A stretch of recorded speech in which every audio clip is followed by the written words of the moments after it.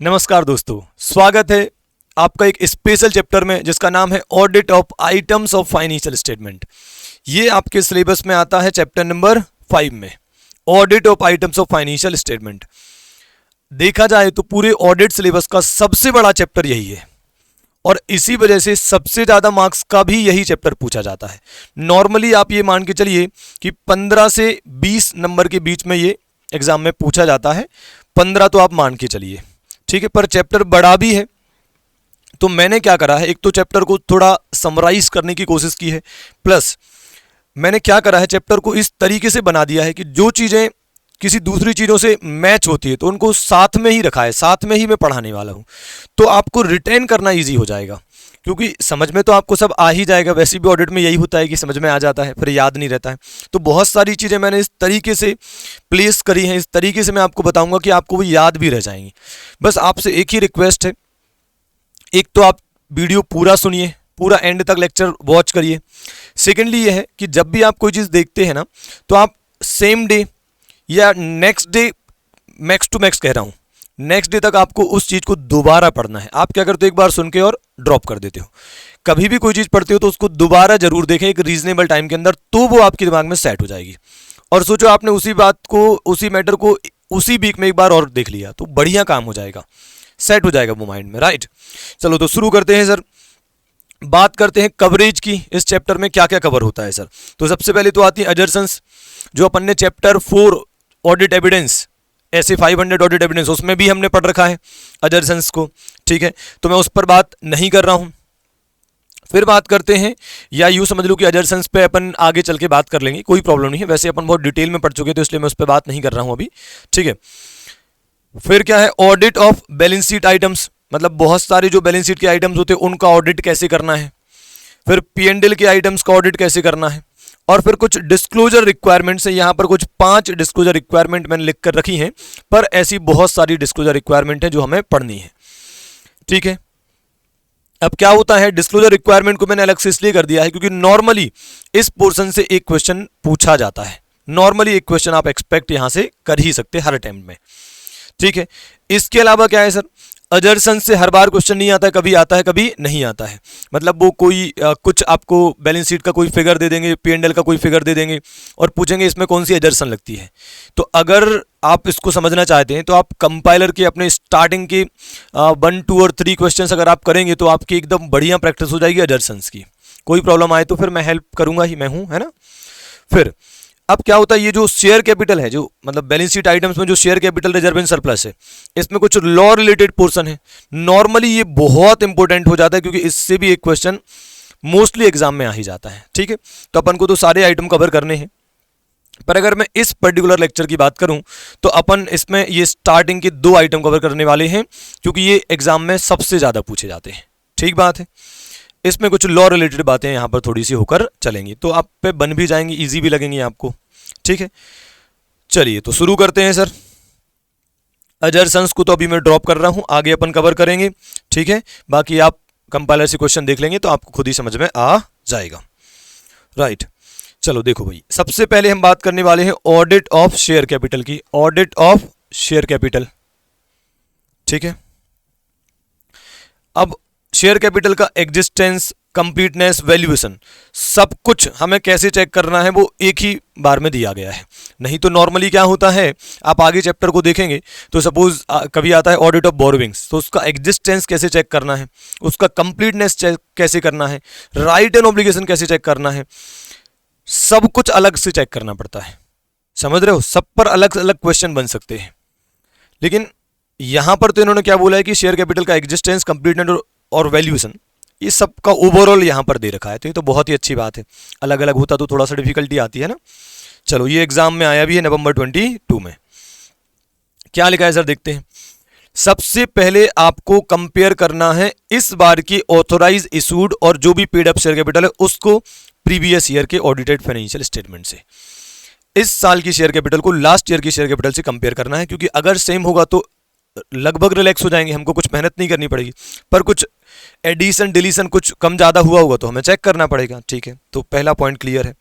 Second, अगर कोई change नहीं है, मतलब जो इस साल शेयर कैपिटल है वही लास्ट ईयर थी, अगर कोई चेंज नहीं है। तो क्या करना है सर, आपको WR ले लेना है मैनेजमेंट से कि लिख कर दो कि कोई भी चेंजेस नहीं हुए हैं कैपिटल स्ट्रक्चर में। बोलो यारो, यहां तक क्लियर है?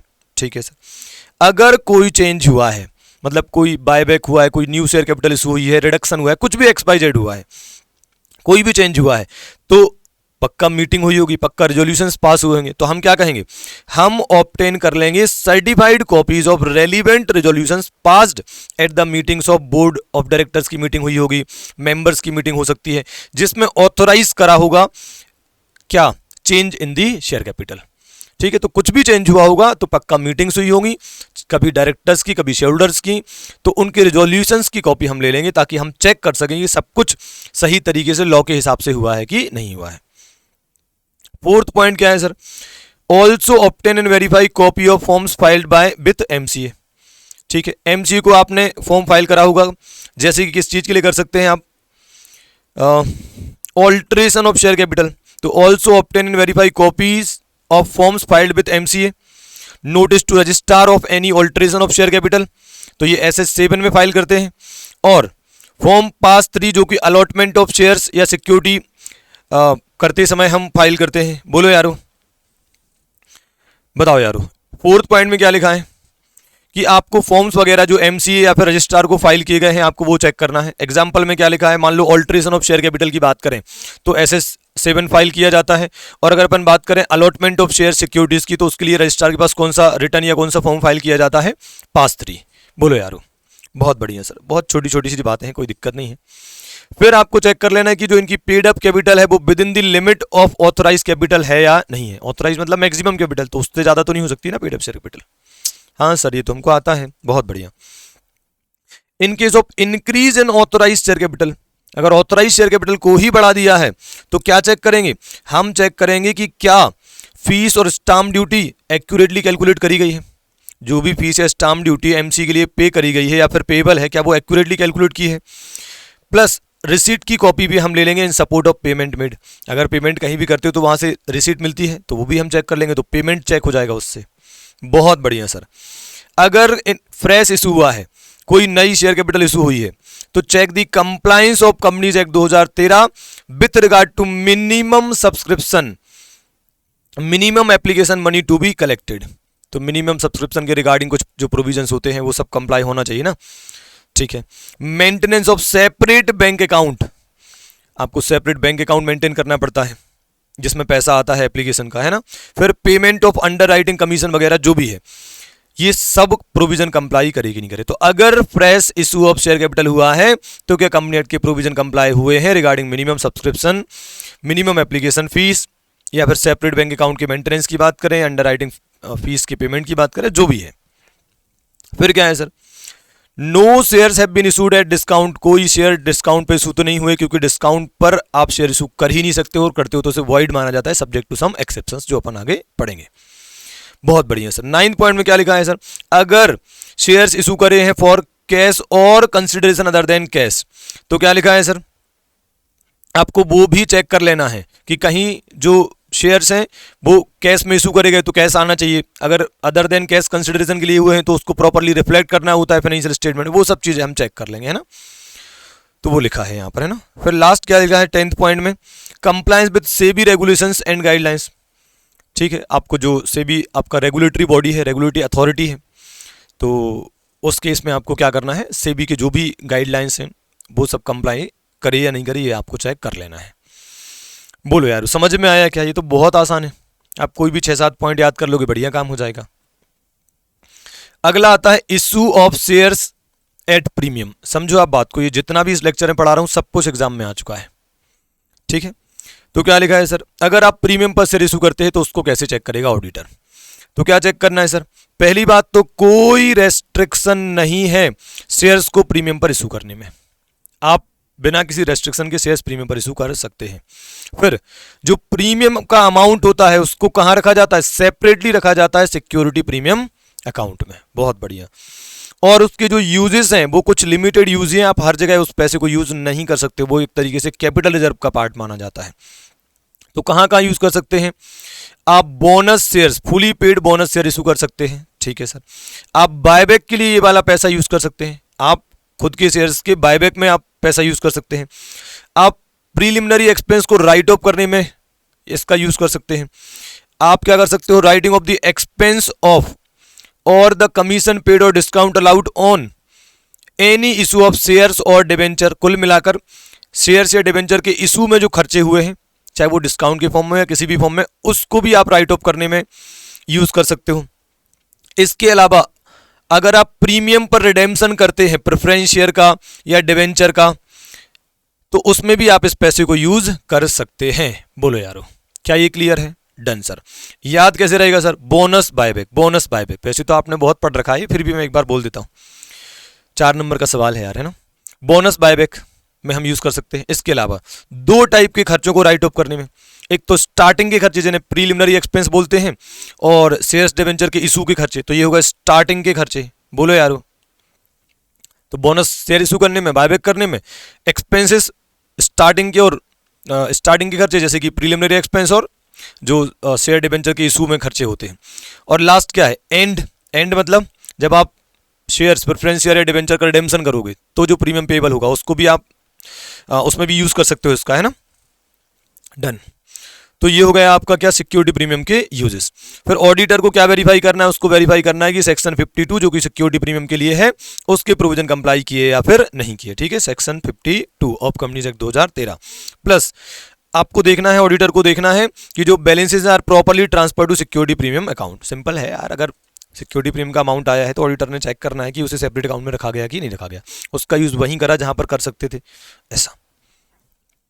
बोलो यार, क्या ये क्लियर है? अब बढ़ते हैं आगे। शेयर्स डिस्काउंट पर इशू नहीं कर सकते, सेक्शन 53। ये तो कई बार एग्जाम में आ चुका है। ठीक है, क्या बताना है सर? सबसे पहले बताएंगे कि सुनो सुनो सुनो, shares can not be issued at discount. और कौन कहता है? ये सेक्शन 53 बोलता है। अगर फिर भी कोई शेयर इशू करता है डिस्काउंट पर तो इसे वॉइड माना जाएगा। फिर इसकी कुछ एक्सेप्शन है। एक्सेप्शन क्या है सर? आप sweat equity share under section 54 issue कर सकते हो डिस्काउंट पर। समझ रहे हो? स्वेट इक्विटी शेयर क्या है? एक्सेप्शन है। तो सेक्शन 53 का एक्सेप्शन क्या है? सेक्शन 54। Done sir. और क्या लिखा? एंड अ कंपनी में issue shares at a discount to its creditor when its debt is converted into shares. अगर क्रेडिटर का डेट कन्वर्ट किया जा रहा है शेयर्स में under the statutory resolution plan और debt restructuring scheme as per the guidelines और directions of the RBI as per RBI act 1934। कुल मिलाकर अगर आप क्रेडिटर की डेट को शेयर्स में कन्वर्ट कर रहे हैं इस रिस्ट्रक्चरिंग स्कीम जो कि आरबीआई ने बताई है उसके अंतर्गत, तो उस केस में भी आप डिस्काउंट पर शेयर इशू कर सकते हैं। तो कितने एक्सेप्शन है? बोलो यार, कितने एक्सेप्शन है? 2 एक्सेप्शन है। स्वेट इक्विटी शेयर इशू करने में और क्रेडिटर का डेट शेयर में कन्वर्ट करते समय, लेकिन वो इस स्कीम के अंतर्गत होना चाहिए। तो पहली बात, can not be issued at discount, section 53 बोलता है। फिर भी करोगे तो वॉइड माना जाएगा। फिर इसके एक्सेप्शन हो गए 2। फिर क्या लिखा है sir? Auditor need to verify that the company has not issued. Auditor को क्या चेक करना है कि कंपनी ने कहीं डिस्काउंट पर शेयर इशू तो नहीं किए। फिर for this purpose he may read the minutes of meetings of its directors and share holders authorising the issue of share capital. तो आप जितने भी मिनट्स बने हैं, जितनी भी मीटिंग हुई है शेयर कैपिटल के इशू के रिगार्डिंग, तो उनके मिनट्स बने होंगे, वो सारे मिनट्स आप चेक कर लो, उनसे पता चल जाएगा कहीं कोई शेयर कैपिटल डिस्काउंट पर इशू तो नहीं की गई। बोलो यारो। डन। अगला पॉइंट क्या है sir? Reduction of share capital. Reduction of share capital को काफी डेंजरस माना जाता है, क्योंकि यार आप समझो बैलेंस शीट ही पूरी एडजस्ट हो रही है, बैलेंस शीट के टोटल्स बदलने वाले हैं। शेयर कैपिटल को रेड्यूस करने वाले हो, ऑल्टरेशन की बात नहीं कर रहा, रेड्यूस करने वाले हो, कम करने वाले हो, बैलेंस शीट का टोटल कम हो जाएगा, असेट की वैल्यू कम होती तब रिडक्शन ऑफ शेयर कैपिटल किया जाता है। तो ये बहुत डेंजरस पार्ट है, तो इसलिए इसके प्रोविजंस बहुत स्ट्रिक्ट होने वाले हैं, राइट। तो सबसे पहले क्या लिखा है सर? पहली बात तो AOA ऑथराइज करना चाहिए कि अपन मतलब company reduction of share capital कर सकती है। स्पेशल रेजोल्यूशन पास करना पड़ेगा, ओहो। फिर ट्रिब्यूनल की परमिशन लेनी पड़ेगी, तो ठीक है। और फिर ट्रिब्यूनल का जो ऑर्डर आएगा उसको फाइल करना पड़ेगा आरओसी के पास। फिर आरओसी क्या करेगा? आपको सर्टिफिकेट इशू करेगा regarding reduction of share capital. बोलो यारो, सबसे पहले आर्टिकल में प्रोविजन चाहिए, दूसरा एसआर पास करना पड़ेगा, तीसरा ट्रिब्यूनल की परमिशन लेनी पड़ेगी, है ना। और चौथा, जो ट्रिब्यूनल की परमिशन आएगी, जो ऑर्डर आएगा, उसको आरओसी के पास फाइल करना पड़ेगा। बोले यारो, फिर आरओसी सर्टिफिकेट इशू करेगा। समझ रहे हो? मैंने बोला था ना डेंजरस है। तभी तो आर्टिकल में भी प्रोविजन चाहिए, एसआर भी पास चाहिए, ट्रिब्यूनल का अप्रूवल भी चाहिए, और फिर रजिस्ट्रार के पास उसको जमा भी करना है, फिर रजिस्ट्रार से सर्टिफिकेट भी लेना है for reduction of share capital. समझ रहे हो आप? Yes sir. तो ये 1 to 4 खत्म हो गए। 5 और 6 में क्या दिया है सर? अब अकाउंटिंग और बुक्स ऑफ अकाउंट से रिलेटेड बात कर लेते हैं। प्रॉपर जर्नल एंट्री पास होना चाहिए for reduction of capital and to write down the asset. भाई बैलेंस शीट में अगर शेयर कैपिटल को रिड्यूस करोगे, उधर असेट रिड्यूस हो रही होगी, तभी तो शेयर कैपिटल रिड्यूस हो रही है। समझ रहे हो? तो असेट की रिडक्शन और कैपिटल की रिडक्शन दोनों की ही जर्नल एंट्री सही से होना चाहिए, प्लस शेड्यूल 3 के जो रिक्वायरमेंट्स उनको कंप्लाई करते हुए चलना है आपको। बोलो यारो। तो 5 और 6 खत्म हो गए। ठीक है, फिर 7 to 9 में क्या बताया है? बाहर की बातें हैं थोड़ी सी। मेंबर्स अकाउंट को एडजस्ट कर दो, रजिस्टर ऑफ मेंबर्स में चेंज करना पड़ेगा आपको, उनकी कैपिटल कम हो चुकी है। एंड रेड्यूस्ड बर्ड लगाना पड़ेगा, ये थोड़ी अलग तरीके की बातें हो रही हैं।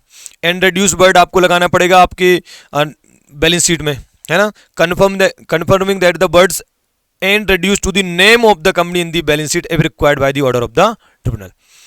अगर ट्रिब्यूनल के ऑर्डर के हिसाब से रिक्वायर्ड है तो आपके बैलेंस शीट में जब आप कंपनी का नाम लिखोगे ऊपर, तो वहां पर एंड रेड्यूस बर्ड लगाना पड़ता है। इसके अलावा आपको अपना MOAB ऑल्टर करना पड़ेगा। कुल मिलाकर ये बात है चेंजेस से रिलेटेड। बोलो यारो। चेंजेस से रिलेटेड मतलब मेंबर का जो रजिस्टर है उसको चेंज करो, MOA को चेंज करो अकॉर्डिंगली, जैसे कि रिडक्शन ऑफ शेयर कैपिटल हुआ है, और बैलेंस शीट में कंपनी के नाम के साथ एंड रेड्यूस लगाओ। ये 3 चेंजेस हो जाएंगे। बोलो यारो। ये एग्जाम में आ सकता है भाई लोगों, है ना। लॉ में भी आ सकता है और यहां भी आ सकता है, तो एकदम मस्त दिमाग में सेट करके रखो इसको, है ना। फिर आता है सेक्शन 54, जो कि सेक्शन 53 का एक्सेप्शन था। और ये क्या है? Sweat equity share. Sweat equity share मतलब एक बात तो कंफर्म है कि इक्विटी शेयर की बात हो रही है ना। Okay sir. Sweat equity share क्या होते हैं sir? Sweat equity share means equity shares, equity shares, है ना, प्रेफरेंस शेयर नहीं। Issued by the company to the employees और डायरेक्टर। किसके लिए इशू करे जाएंगे? एम्प्लॉइज और डायरेक्टर्स के लिए इशू करे जाएंगे। Eight a discount. डिस्काउंट पर तो सर इशू कर ही नहीं सकते, सेक्शन 53 में लिखा है, उसी का तो एक्सेप्शन है ये, है ना। तो इशूड एट अ डिस्काउंट और for consideration other than cash.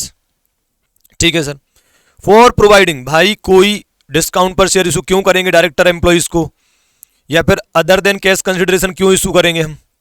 क्योंकि सर हो सकता है उन्होंने हमें नो हाउ, कुछ ज्ञान व्यान दिया हो, कुछ making available right in the nature of intellectual property right और वैल्यू एडिशन और by what ever name called.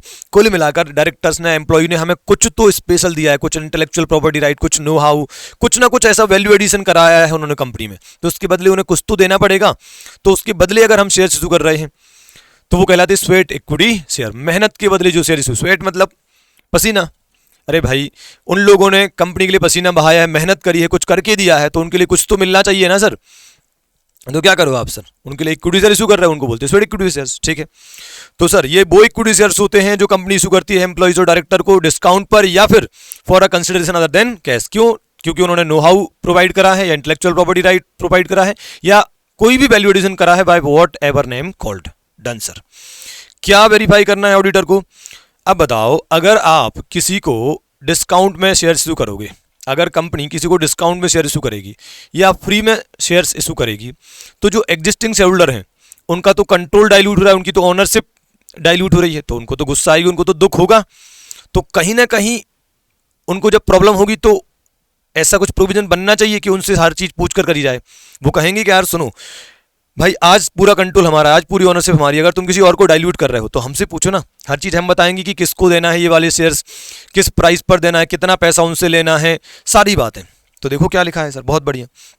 सबसे पहली बात, इन एम्प्लॉइज और डायरेक्टर्स को वही इक्विटी शेयर इशू करे जाएंगे, उसी क्लास ऑफ शेयर्स, उसी क्लास के शेयर इशू करे जाएंगे जिस टाइप के ऑलरेडी इशूड है। मतलब जिस क्लास के शेयर्स हम लोगों को मिले हैं उसी क्लास के शेयर्स तुमको भी इशू करे जाएंगे, तुमको कोई new special class of shares issue नहीं किए जाएंगे, है ना। दूसरी बात, एसआर पास करना पड़ेगा। समझ रहे हो, मैंने बोला था ना एग्जिस्टिंग वालों को प्रॉब्लम होगी, तो वो क्या कहेंगे, जब हम सब बोलेंगे, एसआर मतलब काइंड ऑफ सब लोग, तो सब लोग जब बोलेंगे तब जाके आप ये काम कर पाएंगे, इक्विटी शेयर जो है वो दे पाएंगे आप फ्री में या डिस्काउंट पर, है ना। तो एसआर पास करना पड़ेगा। वो एसआर वैलिड रहेगा फॉर अलॉटमेंट कब तक? Not more than the 12 month from the date of SR. तो ऐसा नहीं कि एक बार एसआर पास कर लिया फिर वो हमेशा के लिए हो गया। एसआर पास हुआ 12 महीने के अंदर आपको ऐसे शेयर्स अलॉट करने पड़ेंगे। अगर आप ऐसा नहीं कर पाए तो फिर से एसआर पास करना पड़ेगा। बोलो यारो। तो कौन से क्लास के शेयर्स इशू करोगे? जो ऑलरेडी जिस क्लास के शेयर्स इशू हो चुके हैं। दूसरा, एसआर पास करना पड़ेगा। तीसरा, वो एसआर 12 महीने तक ही वैलिड रहेगा। फोर्थ क्या है सर, उस रिजोल्यूशन में, उस मीटिंग में जिसमें सारे शेयर होल्डर्स बैठे होंगे, है ना, उस रिजोल्यूशन में क्या क्या स्पेसिफाई करेंगे, हम सब एग्जिस्टिंग शेयर होल्डर मिलकर डिसाइड करेंगे क्या कितने शेयर इशू किए जाने हैं, मार्केट प्राइस क्या चल रहा है, कितना कंसिडरेशन हम लेने वाले हैं, क्लास और किस क्लास की डायरेक्टर्स और एम्प्लॉय को हम ये शेयर इशू करने वाले, सब कुछ हम मिलकर डिसाइड करेंगे। ठीक बात है, ओके। तो वो सब रेजोल्यूशन में लिखा होगा। फिर इन case of listed company regulations made by SEBI आपको कंप्लाई करने हैं। अगर लिस्टेड कंपनी है तो हमें चेक करना है कि कंपनी ने सेबी के रेगुलेशंस को कंप्लाई करा कि नहीं करा। फिर अगर कंपनी लिस्टेड नहीं है तो जो भी रूल्स प्रिस्क्राइब हैं इस रिगार्डिंग वो कंप्लाई होना चाहिए। फिर company shall maintain register of सोलिड equity share in the form of SH3। Company को सोलिड इक्विटी शेयर का सेपरेट रजिस्टर बनाकर चलना है जिसका नाम है SH3। SH3 ये रजिस्टर आपको मेंटेन करना है, तो मैं तो ये यहीं लिख दे रहा हूं SH3। ठीक है, सोलिड इक्विटी के लिए, सोलिड इक्विटी शेयर्स के लिए रजिस्टर मेंटेन करना है। चलो ये तो हो गया खत्म। मैं बार बार कह रहा हूं ये सबसे इंपॉर्टेंट पोर्शन में से है और सबसे आसान में से भी है ना। रिजर्व एंड सरप्लस के बारे में थोड़ी सी बातें कर लेते हैं। सर रिजर्व्स क्या होते हैं, बताओ बताओ। These are the amount apportioned out of the profit. Profit में से जो अमाउंट निकाल कर अपन अलग रख देते वो होता है रिजर्व। ठीक है सर। क्यों sir, to meet any liability contingency commitment और diminution in the value of asset as at the balance sheet. ये तो क्या पढ़ दिया मैंने, ये तो ऐसा थोड़ी होता है। अच्छा ये ओके, नॉट। तो reserves are the amount apportioned out of profit. Profit में से जो अमाउंट आप एक साइड निकाल के रखते हो वो होता है रिजर्व।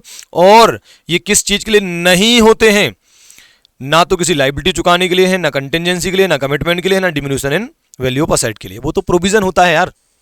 ये जो चारों चीजें लिखी हैं ये तो इसके लिए तो प्रोविजंस बनते हैं। रिजर्व्स तो अपन बस नॉर्मली कि यार कंपनी के फ्यूचर में रिजर्व्स हेल्प करते हैं तो इसलिए अपन रिजर्व बना के चलते हैं। कभी डिविडेंड बांटना है उसके लिए रिजर्व काम में आता है ना। ठीक है, अभी रिजर्व कितने टाइप के होते हैं, रेवेन्यू और कैपिटल, 2 टाइप के रिजर्व होते हैं। बहुत बढ़िया सर, डिफरेंस समझते हैं। रेवेन्यू रिजर्व कैसे बनता है, derive from the profits generated from regular business. बोलो यारो, कौन सा बिजनेस, रेगुलर बिजनेस। ठीक है, रेगुलर बिजनेस के जो प्रॉफिट से रिजर्व बनता है वो है रेवेन्यू रिजर्व। यहां क्या लिखा है, created from capital profits earn through sale of capital asset such as sale of fixed asset, profit on sale of shares, ये सबसे बनता है आपका कैपिटल रिजर्व। यूजेस की बात करें तो रेवेन्यू रिजर्व कहां यूज होता है, to supplement divisible profit in lean years. बोलो यारो, जिन सालों में कंपनी को कम प्रॉफिट हो रहा है और कंपनी को डिविडेंड बांटना है तो ये रिजर्व काम में आता है। ठीक है, फिर एक्सटेंशन ऑफ बिजनेस, बिजनेस का एक्सपांशन करना, एक्सटेंशन करना, उसमें काम में आता है।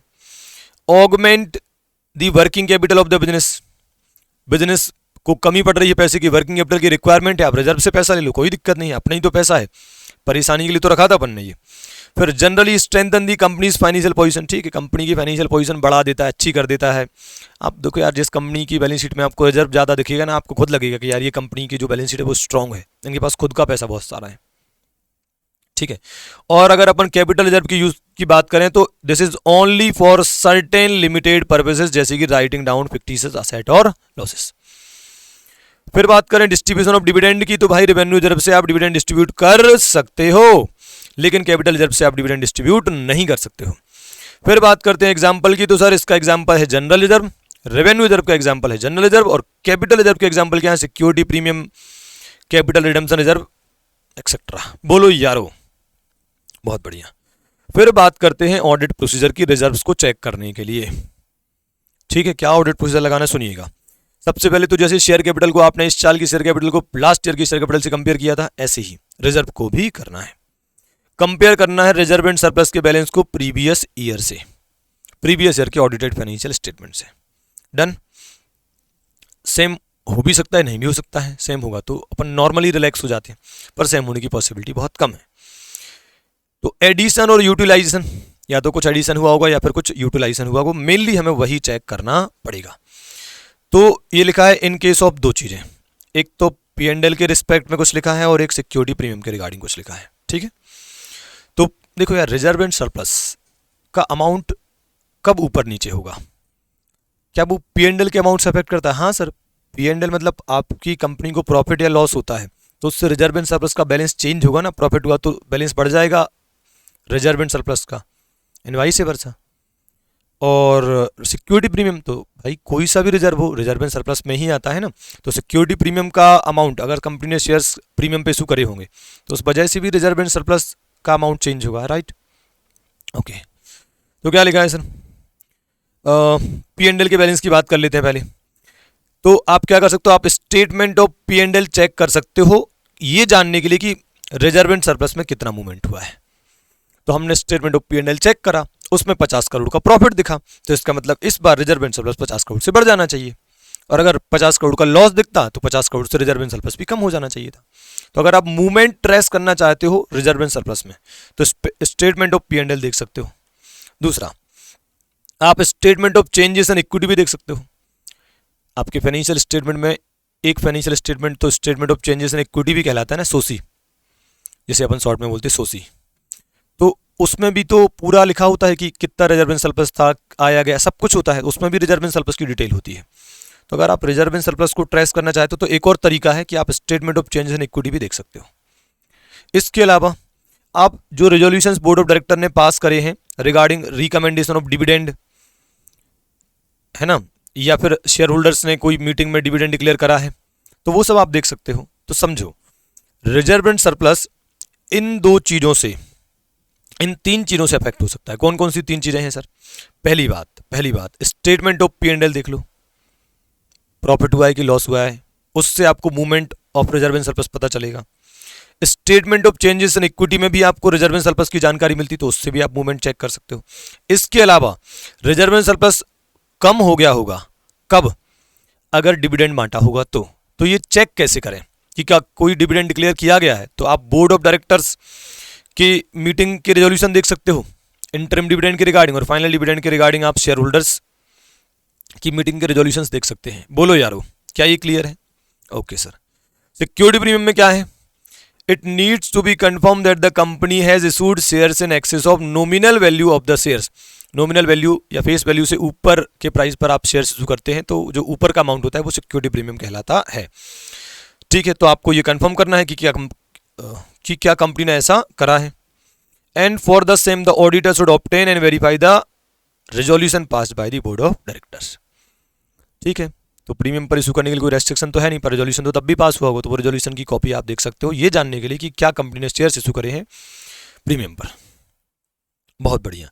फाइनली प्रोविजंस एंड रिजर्व में क्या डिफरेंस होता है? तो सर बहुत ही आसान है यार, ये क्या पढ़ा रहा हूँ मैं, फिर भी सुनो। प्रोविजन चार्जेस अगेंस्ट प्रॉफिट होता है और रिजर्व अप्रोप्रिएशन ऑफ प्रॉफिट होता है। बहुत बढ़िया। प्रोविजन बनाना मैंडेटरी है, कंपलसरी है, जबकि रिजर्व बनाना कंपलसरी नहीं है, सब्जेक्ट टू सम एक्सेप्शन जैसे कि सीआरआर। ठीक है, फिर प्रोविजन की बात करें तो ये अगर आपको कंपनी को लॉसेस हो रहे हैं तब भी आपको बनाना पड़ेगा, प्रोविजन ऑप्शनल नहीं है, कंपलसरी है, मैंडेटरी है। लॉसेस हो रहे तो भी बनाना पड़ेगा। रिजर्व आप कब बनाएंगे? जब प्रॉफिट्स होंगे। लॉसेस के केस में रिजर्व कैसे बना लोगे, है ना। फिर प्रोविजन बनाए जाते हैं टू डिस्चार्ज अ लायबिलिटी। ठीक है, और रिजर्व में तो ऐसा कुछ नहीं है, रिजर्व आप अदरवाइज बनाते हो अपनी फाइनेंशियल पोजीशन को स्ट्रॉन्ग बनाने के लिए, फ्यूचर में अपनी कंपनी के बिजनेस के एक्सपांसन के लिए। पढ़ा था ना अपन ने भी ऊपर, है ना। तो ये सब चीज़ें हैं। बोलो यारो, क्या समझ में आया?